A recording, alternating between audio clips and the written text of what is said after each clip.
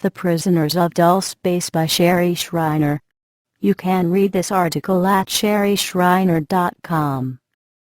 There are two governments occupying the United States of America today.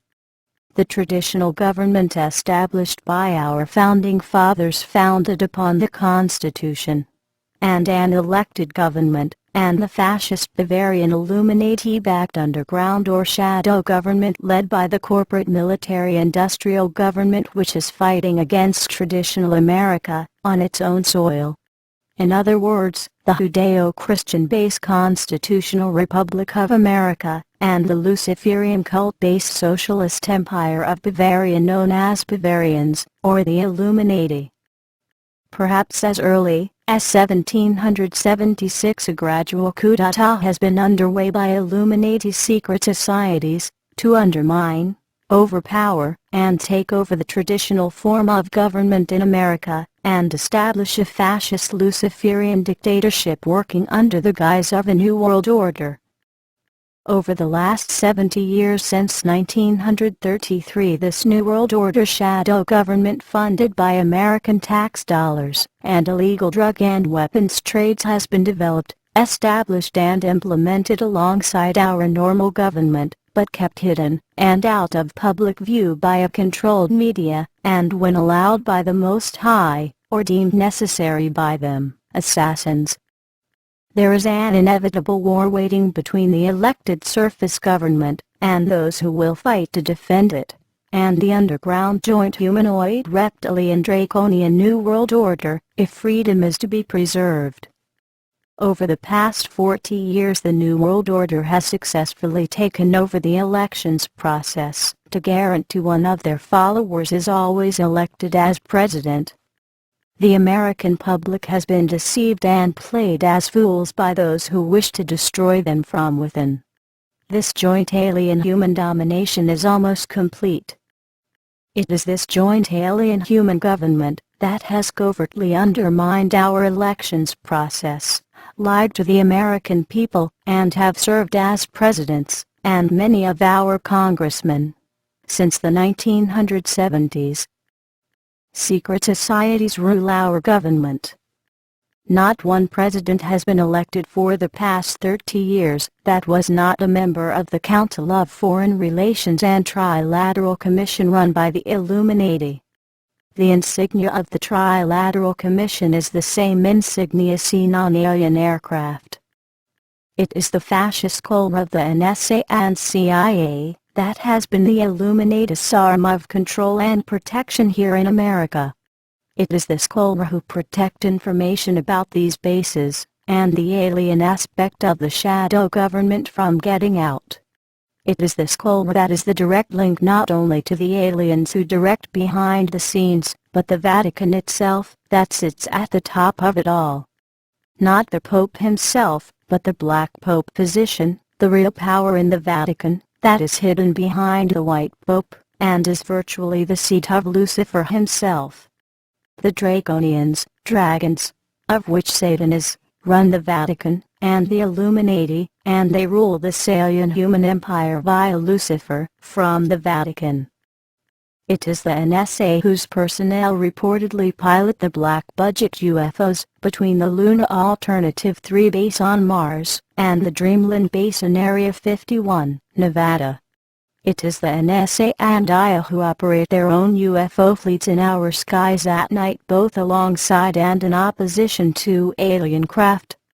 The question isn't do UFOs exist, but who is flying it. There are many secret underground facilities such as the Los Alamos base that provides an underground garage for the human American UFO fleets located in Los Alamos, New Mexico. Even so, it is the Archuleta Mesa that is considered as the capital of the alien segment of the secret Bavarian Draconian Illuminati alien NWO government in America, while the Denver International Airport is the capital of the human segment of the secret NWO government. In many underground bases these aliens and humans work alongside each other. However, the Lord has shown me that these humans who have agreed to work with the aliens have been taken over by them and are controlled by them. The humans have been possessed by the aliens and assimilated into the alien collective that is controlled and manipulated by Lucifer himself. When our government officials first made contact with these aliens and started signing treaties with them, the process was underway for total Luciferian control of our government through the backdoor shadow government. Our government, naive to the tactics and strategies of the devil, gave him permission to indirectly work through his alien forces to work with our government and military officials, thus unknowingly allowing for the eventual possession and soul scalping of all those who would come in contact with these aliens. Secret societies and occultic groups that have existed since the beginning of time, under different names, all established to worship Satan and enslave those involved to Lucifer, have come into almost complete domination in these last days of almost every government in the world. Only high-ranking Freemasons, Scottish Rite, and other societies, under the umbrella of Luciferian control, have been allowed into positions of gaining security clearance to even come in contact with these aliens. Even at the lower-ranking levels of these societies, the members are required to acknowledge allegiance to Lucifer as the god of light or god of this world, or whatever other deceptive verbiage they are required to recite as an oath, and this is what gives Lucifer's demons and aliens permission to possess and control these humans. The dark side and forces of evil operate on a permission basis. When someone takes an oath to Satan, no matter how deceived they are about the kind of oath they are taking, they are giving him permission to enter, demonize, and possess them. Secret societies that require oaths to join them are of the devil. Making oaths to the dark side allows the demonic to possess those in them, and when they are physically dead, Lucifer will possess their souls forever. In the meantime, they can be soul scalped and replaced by aliens or demons, who then take over their bodies. This shadow government running alongside ours is controlled by these secret societies.